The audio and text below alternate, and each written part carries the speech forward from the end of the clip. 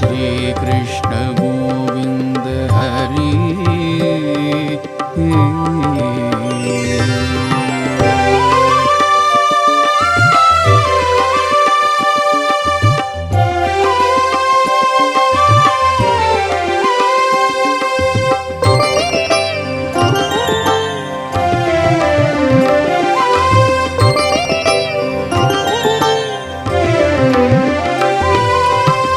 కల్లోలిని కాళిందిని దూకెను, కాళియనాగుని గర్వము నడచెను.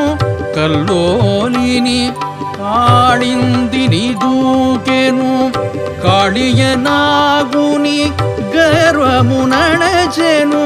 జీవదోషముల తొలగించే దూకి, జీవదోషముల తొలగించే దూకి, జనజీవన ప్రేరణ శుద్ధముగా, జనజీవన ప్రేరణ శుద్ధముగా. ఓం కాళీయమర్దనాయ నమః. కల్లోలిని కాళిందిని దూకెను, కాళియనాగుని గర్వము నడచెను.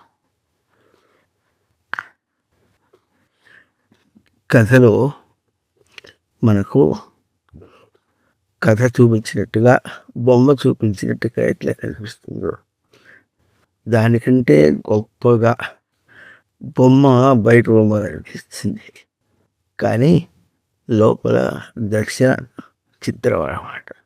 దర్శన చిత్రంగా చాలా అర్థం చెప్తాయి మన ఇతిహాసములు, పురాణములు కూడా. కృష్ణ శబ్దానికి కరోతీతి కృష్ణ, కర్షతీతి కృష్ణ. కరోతి అంటే చేయుట, కర్షతీతి అంటే కృషి చేయుట. ఒకటేమో బయట క్రియాత్మకంగా జరుగుట, కరోతీతి కృష్ణ. లోపల బుద్ధి ఎందు అంటే అభౌతికంగా చేసే కృషి, ఇది కూడా కృష్ణ స్వరూపం. అయితే ఈ కృష్ణ స్వరూపం ఎక్కడ ప్రవర్తిస్తుంది అని ఈ ఉదంతం, ఈ కాళీయమర్దన ఉదంతం చెప్తుందంటే, కల్లోలిని కాళిందిని దూకెను. ఎవరు దూకారు? కృష్ణుడు దూకారు. అంటే కర్మ, కర్మ దూకింది అన్నమాట. ఎక్కడ దూకింది? కల్లోలిని కాళిందిని దూకెను. ఆ రెండింటికి కూడా కల శబ్ద సంఖ్యానయో. కల్లోలము అంటే మనకు బాగా అలజడి జరిగినట్టుగా ఉన్నది అన్నమాట. అలజడి జరిగినట్టుగా ఉండేటటువంటి కాళింది, కాళింది శబ్దానికే శబ్ద సంఖ్యానం. అదే ఇప్పుడు మనకు సృష్టికి కరోనా చెప్పుకున్నప్పుడు శుద్ధమైనటువంటి సచ్చిదానందమునికి వేరు, దాని యందు ఇంకా చక్కగా ఇమర్చబడినటువంటి జీవరూపము, ఇంకా భగవాన్ రూపము. ఇది సృష్టి యొక్క స్వరూపం. ఇది నిజమైనటువంటి తేజస్ అని చెప్పుకున్నాం. దానికి బాహ్య సృష్టి అని, గ్రాహ్య సృష్టి అన్నటువంటిది అది దాని యొక్క విలువగా రచనగా వచ్చినటువంటి స్వరూపం. ఇంతవరకు సృష్టి యొక్క నిజరూపం. దానికి ఈ పంచమహాభూతములు అనేటటువంటిది బయట దానికి కరుణ, దేహములు ప్రవర్తనలు, ఇది ఈ గ్రాహ్య సృష్టి అయినటువంటి జీవులకు కరుణ. జీవపదం కూడా జీవించుట అంటే కరోనాలో జీవించడం కాదు. కరోనా అంటే ఆ నిజమైనటువంటి విలువను ఆశ్రయించినటువంటి ఒక విలువ అని చెప్పుకున్నాం. దాని యొక్క విలువ అంటే ఒక నీడలాగా ఉంటుంది, కూడా విలువగా కనిపిస్తుంది. కనుక అట్లాగే ఇప్పుడు బాహ్య సృష్టి పంచమహాభూతములు మనకు నాలుగు రూపాయలాగా కనిపించినప్పటికీ, నీడలాగా కనిపించినప్పటికీ దాని ఏ రచనలో వచ్చిందో ఆ రచనని నింపుకుంటున్నాయి. అట్లాగే జీవులు ఎవరు చెప్పేటటువంటి ప్రాణులు అందరూ కూడాను, వీళ్ళు కూడా అదే సృష్టి స్వరూపమై కలిగిన వాళ్ళు. అయితే వీళ్ళకు కూడా నామరూపాలు, పేరు రూపాలు ఉన్నట్టుగా, ఏదో వేరే వేరే పనులు ఉన్నట్టుగా, పని చేసుకుంటున్నట్టుగా మనకు కనిపిస్తున్నాయి. చూసారా? ఇదంతా కరుణ. అంటే కరోనా అంటే దాన్ని ఆశ్రయించుకున్నటువంటి నీడ మాత్రమైనటువంటి వెలుగు అంతే. సో వాస్తవమైన నీడ కాదని చెప్తున్నాం. అయితే ఇప్పుడు ఏమైంది, పంచమహాభూతములేమో అవి ఎట్లా నీడగా అయినప్పటికీ కూడా అవి ఆశ్రయం ఎట్లా తీసుకున్నది, ఆ రచనను చక్కగా ఆశ్రయం తీసుకుని అట్లనే ప్రవర్తిస్తుంది వ్యత్యాసం లేకుండా. అయితే మనం ఎట్లా ప్రవర్తిస్తున్నాం అంటే దాన్ని ఆశ్రయించే ఉన్నప్పటికీ కూడా వ్యత్యాసంగా ప్రవర్తిస్తున్నాం అనమాట. ఈ వ్యత్యాసాన్ని అమర్చుతుంది శబ్ద సంఖ్యానం. అంటే మన ఇష్టం వచ్చినట్టుగా పలికించుకొని దాన్ని లెక్క పెట్టుకుంటున్నాం. శబ్ద సంఖ్యానం అదే ప్రతిదీ ఊహించుకొని ఇది ఇట్లా ఇది ఇట్లా ఇది ఇట్లా ఇది ఇట్లా అని అన్నిటినీ ఊహించుకొని అన్వయం చేసుకొని అది ఇట్లా అయింది ఇది ఇట్లా అయింది అని దానికి ఒక కారణము ఒక కార్యము ఒక ఫలము నామము రూపము ఇది తర్వాత వారి వరుసలు అదైతే ఇట్లా అవుతుంది ఇది ఇట్లా అవుతుంది ఏదైతే ఇట్లా అవుతుంది చూసుకో, ఆ తర్వాత నేను ఇట్లా అవుతుందో చూసుకో అని ఈ దేహం విడిచిపెట్టిపోయేంత వరకు ఊహకే మనం కల్పించుకుంటున్నాం అన్నమాట. ఆ ఊహకి కల్పించుకున్నప్పుడు ఏమవుతుంది, తన స్వరూపం ఊహనే ఎంచుకుంటుంది. తన ఉనికి ఊహనిందే ఉన్నది అన్నమాట. ఊహ ఎంతో కల్పితమునందే ఉన్నది కనుక నిజమునకు దొరకడి. అందువల్ల కన్నువలం కాడి ఎంతే అయింది కన్నువలం. మన జీవితం అనే పదాన్ని కూడా సంస్కృత పదం స్పష్టంగా చెప్తుంది. జీవించుట అంటే రచనలో జీవించుటే జీవించుట. అది స్పష్టంగా అయినప్పటికీ కూడా ఎట్లా ఉన్నాం, మనము కాడిందిలో ఉన్నాం, కల్లోలమైనటువంటి కాడిందిలో ఉన్నాం. కాడింది అంటేనే పలికించుకుని అన్వయం చేసుకున్నాం. అది కూడా ఎట్లా కల్లోలం. ఆ కల్లోలం వల్లే మనకు వద్దన్నా కూడా కష్టం సుఖం ఇవన్నీ వస్తుంటాయి అని మనకు తెలుస్తూనే ఉంటాయి. కానీ అవి ఎందుకు వస్తుంటాయి అర్థం, ఎందుకు వస్తాయి, స్వరూపాన్ని వదిలేస్తే కల్లోలం అయితే కష్టం. అవునా, సుఖం అనుకుంటున్నప్పటికీ కూడా అది దాంతో పోల్చి సుఖము, దాంతో పోల్చి కష్టం, బయట దాంతో పోల్చి. కానీ తనకి ఎప్పుడు కూడా అది కల్లోలం. అయితే మనము ఈ శీర్షికని కరోనా కల్లోలం కాదు అన్నమాట చెప్పుకుంటున్నాం. అది ఎందుకు చెప్పుకుంటున్నామో అది ఈ ఉదత్తుల్లో కూడా వస్తుంది కనుక ఈ పూట 4 మాటలు చెప్పుకుందాం అనుకున్నాం. అంటే ఎందుకు వస్తుందంటే ఈ కల్లోలిని కాలిందిని కర్మ దూకెను అంటే ప్రవేశించి ఎప్పుడో ఉంటుంది. ఎందుకు ఉంటుందంటే మనం ఏదైనా చేస్తున్నాం అని అంటున్నామే, అది చేస్తున్నాం అనే దానికి కర్మ అన్న పరిస్థితున్నాం. అది ఒక సిద్ధాంతం. అంటే ఏమిటంటే కర్మ అనేది ఎప్పుడు కూడా ఉనికిని ఆశ్రయించినటువంటి, మనమేం చేస్తున్నాం, కల్లోలంగా ఆశ్రయించినటువంటి వాళ్ళమైనా. అర్థమవుతుందా? ఉనికిని ఆశ్రయించినటువంటి కర్మ ఊహను ఇంకా మన స్వేచ్ఛని ఆశ్రయించినటువంటి వాడు కల్లోలం. అయితే ఇప్పుడు కర్మ ఎట్లా తూకుతుంది అంటే కథలు ఎట్లా ఉంది, కల్లోలిని కాళిందిని తూకెను కాళీయ నాగుని గర్వము నడిచాను. ఆ కాళీయ నాగుడు కూడా శబ్ద సంఖ్యానము నాగుడు అని అన్నారు. నాగుడు అంటే నా అగ, అవునా, నా అగ, గా అంటే ప్రవర్తించుట, అగ అంటే ప్రవర్తించుకుంటా. నా అగ ప్రవర్తన లేకుండా లేదు, కానీ ఆ ప్రవర్తన ఎట్లా ఉంది, అల్ల కల్లోలంగా. ఇంకా నాకు వచ్చేసి పద్భ్యాంతి నాక అంటే అది పాదములతో పోదుట. దాని నడక ఎట్లా ఉంటుంది, దానికి పాదములు లేవు. అట్లయితే నిర్దిష్టమైనటువంటి పోకడ లేదు మన ఊహాత్మకమైనటువంటి బయట జీవితం అంతా కూడా. ఎందుకు లేదు అంటే మనమేమో ఉన్న స్వరూపం, ఉనికి స్వరూపం, ఉనికి స్వరూపమే పుట్టకపోవడం ఉనికి స్వరూపమే, పుట్టిన తర్వాత ఉనికి స్వరూపమే, ఉనికి తర్వాత కూడా ఉనికి స్వరూపమే. ఇది దీనికి ప్రవర్తన. ఇది చాలా స్పష్టమైనటువంటిది. అయితే ఇప్పుడు మనం ఏం చేస్తున్నామంటే దీన్ని చావుకు ముడిపెట్టాం. చావుకు ముడిపెట్టి చావుకు ఇప్పుడు కరోనా వ్యాధి వస్తే అందరూ ఎగబడుతున్నారు, చచ్చిపోకూడదని ఎగబడుతున్నారు. చావకూడదు, చాలా గొప్ప విషయం. నువ్వు చావలేదు. చావని స్థితిని తెలుసుకుంటే ఎప్పుడు ఆ స్థితిలో ఉంటావు, దేహం కూడా ఆ స్థితిలో ఉంటావు. ఇది తెలుసుకొని బయట మనం ఎట్లా తిరుగాడుతామో అప్పుడు చూస్తే తెలుస్తుంది. అంటే నిజం తెలుసుకొని బయట తిరగాలి. నువ్వేం చేస్తున్నావు? కష్టం వచ్చినప్పటికి కూడా నిజం తెలుసుకోకుండా కష్టం ఉంటున్నావు.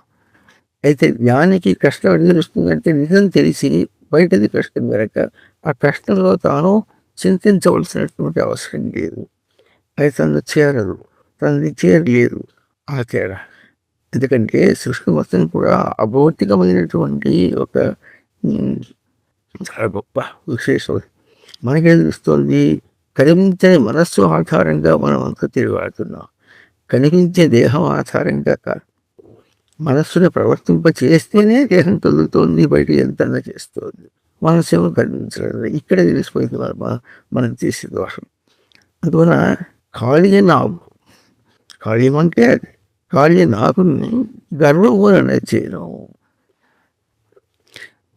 ఎట్లా అనిచాడు? ఇప్పుడు మనకు అనిస్తున్నాడు. మనం ఏం చేస్తున్నామంటే మనల్ని బాధించడం లేదు. ఇట్లా కరోనా వచ్చి మనల్ని బాధించడం లేదు. ఇప్పటికైనా అర్థమవుతుందా? నీ సంస్కారాన్ని మార్చుకుంటావు. అయితే ఇది ఏం చేస్తుంది? వెనక 2 ప్రవచనాలు చెప్పుకున్నట్టుగా మనం తిట్టట్లు ఆటలు పోతుంటే మనం పట్టుకోవటానికి అది కూడా ఎక్కించుకుంటాయి.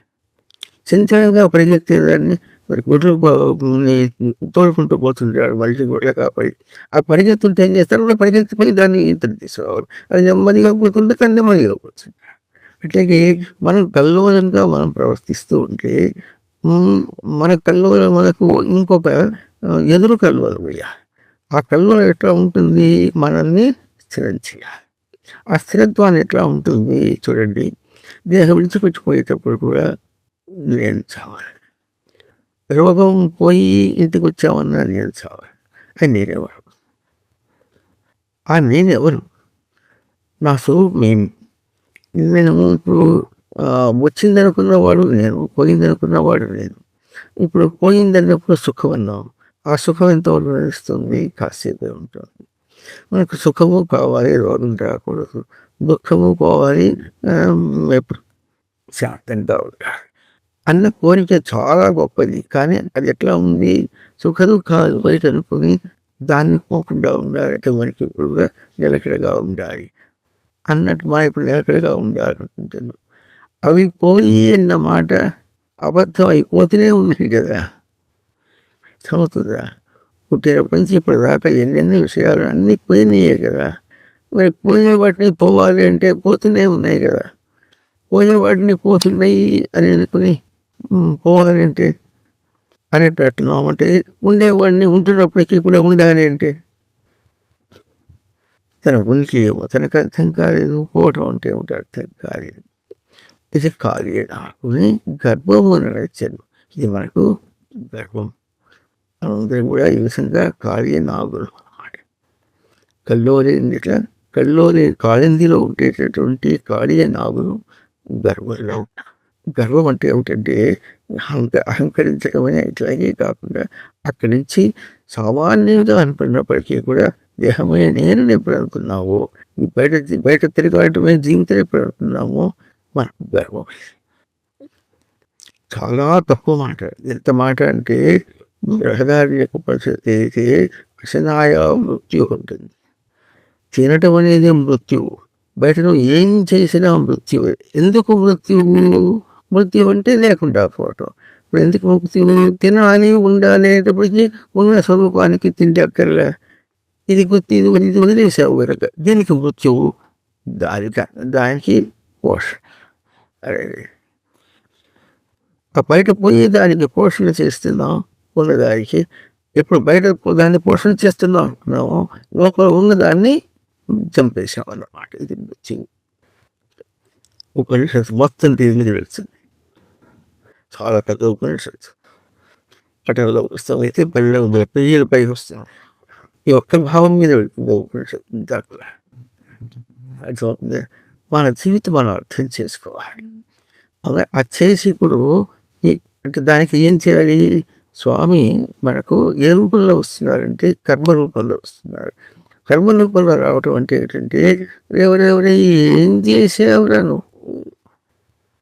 ఏం చేసావు? అది ఉన్నదన్నావా? ఉన్నదని ఉంచుకోవాలనుకున్నావా? అక్కడే నేను ఉన్నాననుకున్నావా? అని మనం కల్లోలం చేస్తుంటే ఈ కర్మ దూకే అంటే మనం ఎదురుగా ఓ పని మీద వెళ్తే ఇదే గొప్ప అనుకుంటుంటే కర్మ అట్లా ఉండదు. కర్మ ఎట్లా ఉంటుందంటే అది లేదు పోయింది చూడు. ఎందుకు పోయింది? అది లేదు కనుక. దానికి ఉనికి లేదు, అది పని కాదు అని రుజువు చేసేది ఎవరు? ఈ కర్మ. ఈ కర్మ ఏంటిది? ఉన్నాను అని నిలుపు.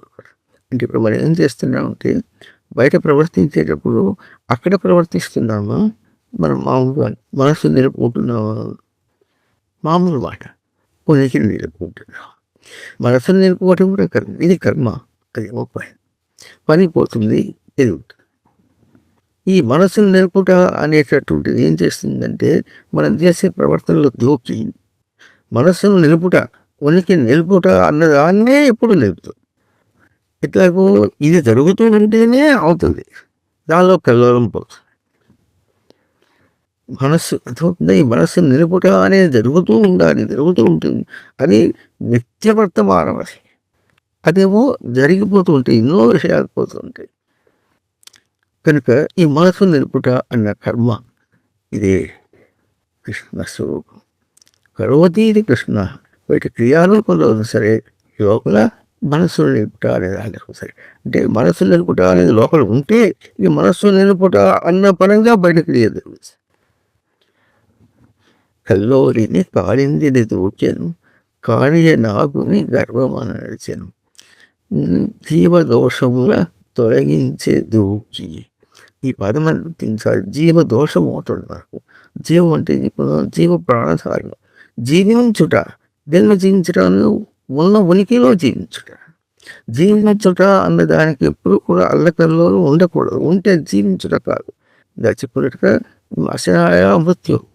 బయట కొత్త ప్రవర్తిస్తున్నావు అంటే లోపలదే చచ్చింది జీవమైంది. కనుక లోపల ఉనికిని నిలుపుట అనేటటువంటిది జీవం. ఈ జీవం యొక్క దోషం ఎట్లా వచ్చింది? బయట ప్రవర్తన అంటే జీవ దోషం వచ్చేసింది. జీవదోషముల తొలగించే దోచి. ఎప్పుడైతే మనస్సును నిలుపుట, ఉనికిని నిలుపుట అన్న కర్మ దోచిందో అప్పుడు జీవము బయట దానితో జీవిస్తున్నాననేటటువంటి దోషం పోయి లేదు. మనకు ఇప్పుడు జరుగుతున్నటువంటి విషయం. బయట ప్రవర్తిస్తూ ఉంటే ఆ ప్రవర్తనని దారి విడుచుకుంటూ వెళ్ళిపోతుంది. అదే వెళ్ళిపోయేది నేనున్నా అనేది. ఇది నేనున్నాననేది జీవము. అది బయట దారేటట్టు అనుకున్న అది దోషము. ఆ దోషాన్ని తీసేసి జీవ దోషము కూడా తొలగించే తోకి. ఇంకా జనజీవన ప్రేరణ శుద్ధముగా. జనులకు జీవన ప్రేరణ మనకు ఉండాలి, జీవించాలి అనే ఒక ప్రేరణ ఉన్నది చూసారా? ఆ ప్రేరణ ఎట్లా ఉంది మనకు? బయట దాంతో జీవించాలి అంటారు. దానికి జీవమే లేదే. దాన్ని జీవించుకుంటే ఎట్లా ఉంటుంది? జనజీవన, జనశబ్దానికి జని ప్రాదుర్భావం, వెలుగు. ఈ జీవనం అనేటువంటి ఒక వెలుగు. జనజీవన ప్రేరణ, మనకు ప్రేరణ ఉంది. ఇప్పుడు ఉండాలి. ఉనికి ప్రవర్తిస్తున్నది, పులకింపచేసి ప్రవర్తిస్తున్నది. ఉనికి ప్రవర్తిస్తున్నది, పులకింపచేసి ప్రవర్తిస్తున్నది. ఇది జీవనం. కనుక దీని దోషం రాకూడదు. జనజీవన ప్రేరణ శుద్ధముగా. ఎప్పుడైతే మనసును నిలుపుకోవాలి, ఉనికిని తెలుసుకోవాలి అనే మాట పెట్టుకొని మనము ఈ కళ్ళు నీళ్ళు తూకాలన్నమాట. ఇక్కడ అన్నీ ఊహించుకుంటూ శబ్ద సంఖ్యానం అన్నీ పలికించుకుంటూ ఇష్టం వచ్చిన పలికించుకుంటూ లెక్క పెట్టుకుంటున్నానే అక్కడ దిగేటప్పుడు ఎట్లా ఉండాలి? తనను కాపాడుకోవాలి. సముద్రంలోకి పోతూ ఉంటే ఎట్లా ఉంటుంది? దాంతో పడుతుంది, నీళ్ళు వెళ్ళిపోతాయి, జాగ్రత్తగా ఉండవు. ఎట్లా అనుకుంటామో అలాగే మనం కూడా గుర్తించుకుంటూ ప్రవర్తించాలి. ఈ గుర్తింపు ప్రవర్తనే మనకు కావలసినటువంటి.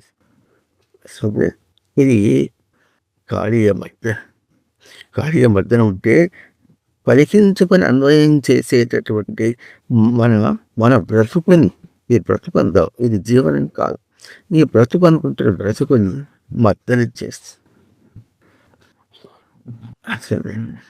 కథలో కూడా అట్లాగే అది విషం కలిపేసి మొత్తం బరువంతా విషం అయిపోయింది. విషం అయిపోతే చేసేసి నువ్వు ఇక్కడి నుంచి వెళ్ళిపో. పసివాడు 4 సంవత్సరాలు 5 సంవత్సరాలు వాడు చూశాడంతే. పట్టించుకోవడానికి చేస్తే చేశాడు. ఏడ్చి పైకి పోయి చూస్తున్నారుగా పక్కన గట్టిబిడ్డి ఎట్లా ఉంటుంటుంది. ఇది మొరగుడేని మా మఠం అక్కడ కడప జిల్లా అక్కడ చక్కటి మీ విగ్రహం ప్రత్యేక ఎట్లా ఉంది కనుక ఆ విధంగా అక్కడ ఎట్లా ఉంటుందంటే మనకు జ్ఞాపకం చేస్తుంది. మనలో ఉన్న ఒక నిజమైనటువంటి సంచలనాన్ని, ఉనికి ఎరుకను, ఈ ఉనికి సిద్ధిని మనకు జ్ఞాపకం చేస్తుంది. కనుక లోపల స్వామి ఎప్పుడూ ఉండి జనజీవన ప్రేరణ శుద్ధముగా మనం బ్రతుకుట జీవించుట అనడానికి శుద్ధత్వం కోసమని స్వామి కర్మరూపంలో, ఎందుకంటే మనమందరూగా కర్మజీవులం కనుక కర్మతో బతుకుతున్నాం కనుక కర్మజీవులకు కర్మలో తోడుగా ఉండి మనం చేసే ప్రతి చిన్న పనిలో తోడుగా ఉండి చేస్తున్నారు. ఎక్కడో వైకుంఠంలో కూర్చుని కాదు. ఇది మనం బాగా గుర్తించవలసినటువంటి విషయం. ఎక్కడో వైకుంఠంలో ఉంటే అది ఎక్కడ ఉంటుంది? అది తన దగ్గర లేదు కదా. తన దగ్గర ఉంటే ఆత్మరూపం, బయట ఉంటే అది అనాత్మ. వైకుంఠంలో ఉన్న నారాయణుడేమో అనాత్మ నారాయణుడు. తనలో కర్మలో తనకు తోడుగా ఉన్నట్టుగా గుర్తించినటువంటి స్వరూపం ఆత్మనారాయణుడు. సరే, కనుక ఇది మనకు గుర్తించలేకపోవడం కూడా కల్లోలం. ఈ కల్లోలాన్ని తీసి వాటికి ఎంత బాగుంటుంది.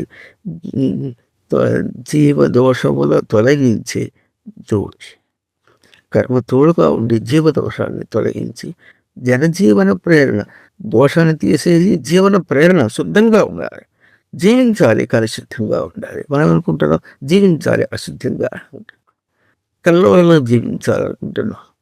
కల్లోలంలో జీవించాలి అనేటువంటి దాన్ని అణచి ఆ ప్రేరణ, ఆ జీవ ప్రేరణ అణచి శుద్ధంగా జీవించాలి అంటే ఏమిటో ఆ తెలిసేటట్లుగా ఎక్కడ తెలుస్తుంది? పుస్తకాలు రాసింది కాకుండా కర్మలో చూపిస్తుంది. ఆ కర్మలో తోడు ఉంటూ చూపిస్తుంది. వీరు పట్టుకొని తీసుకోవడం అనేటటువంటిది చాలా దూరమైనటువంటి ప్రయోగం. దీన్ని శ్రోత్రస్య శ్రోత్రం మనసో మనః యద్వాచోహ వాచం సౌ ప్రాణస్య ప్రాణః చక్షుషః చక్షుః అతిముచ్య ధీరాః ప్రత్యస్మాల్లోకారవృతాః భవంతి. అంటే శ్రోత్రేంద్రియానికి ధారణ శ్రోత్రేంద్రియంగా, చక్షురింద్రియానికి మనం చక్షురింద్రియం ప్రవర్తిస్తుంటే దానికి ధారణ లేకుండా ఉంటే ధారణ చక్షురింద్రియంగా, స్పర్శేంద్రియానికి ధారణ స్పర్శేంద్రియంగా, అవునా? మరి రసనేంద్రియానికి ధారణ స్పర్శేంద్రియంగా. దేని యొక్క ధారణ? జీవధారణ, ఉనికి, సృష్టి యొక్క రసన ధారణ. ఘ్రాణేంద్రియానికి అధిష్టానం అంటే ధారణ ఘ్రాణేంద్రియంగా. వాక్పాడి పాదపాది వాయు వస్త్రాన్ని కర్మేంద్రియానికి మనసు బుద్ధి చిత్తం అహంకారం రెండింటికి కూడాను ఇట్లా ధారణ, ఉనికి ధారణ. ఆ ఉనికి ధారణ మన భాష చెప్పుకుంటుంటే మన భాష అంతవరకే పోగలుగుతుంది. మనస్సు చాలా దూరంగా ఇంకా లోపలికి ఉనికి ధారణ చేస్తుంది. మనస్సు బుద్ధి, ఆ మనస్సును ధారణ చేయి.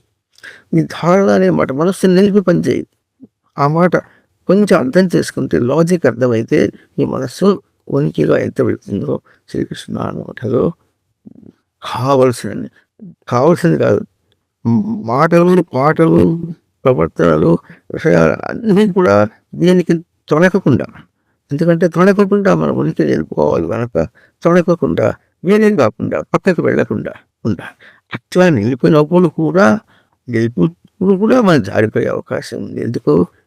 మన పరిస్థితులు ఎట్లా ఉంది కనుక ఈ కరోనాతో భయపడద్దు. కరోనా వల్ల మనకి బెదిరించడానికి వచ్చింది. స్వామి అర్థమైంది, నీ లీల మాకు అర్థమైంది, మా తోడులో ఉన్నావు. దేహం వచ్చినప్పుడు కూడా అది కూడా కర్మే, అది కూడా ఇది కూడా ఎట్లా ఉనికి, అది కూడా ప్రకాశమే. దేహంలో ఉండుట కాదు, దేహంలో ఎట్లా ఉంటున్నాము? దేహానికంటే వేరైనటువంటి ఉత్తమమైనటువంటి దీన్ని ఆశ్రయించి ఉన్నాము.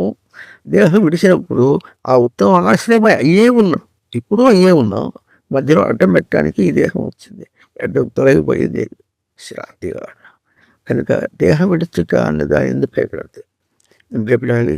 స్వామి నిద్రించా కర్మ అంటే అర్థం చేసుకోకుండా ప్రవర్తించా, ఈ మృత్యు నుంచి తప్పించు, ఈ కరోనా నుంచి తప్పించు అని ఒకసారి గుర్తించి ఏడవలసిన అవసరం లేదు. స్వామి అని దీక్షలో దండ పెట్టాల్సిన అవసరం కాలేదు. ఇట్లా ఒదిగి ఉండాలి. నమస్కారం సిద్ధార్థ గారు, ఒదిగి ఉందాం. గుర్తించి దానికి ఒదిగి ఉండటం అనేటటువంటిది మనకు కర్తవ్యం. ఈ రోజున ఈ కాళీయ మంత్రం అని మనకు ఆ పాఠం చెప్తాం. ఓ కాళీయ వర్ధనాయ నమః. ఓ కాళీయ వర్ధనాయ నమః.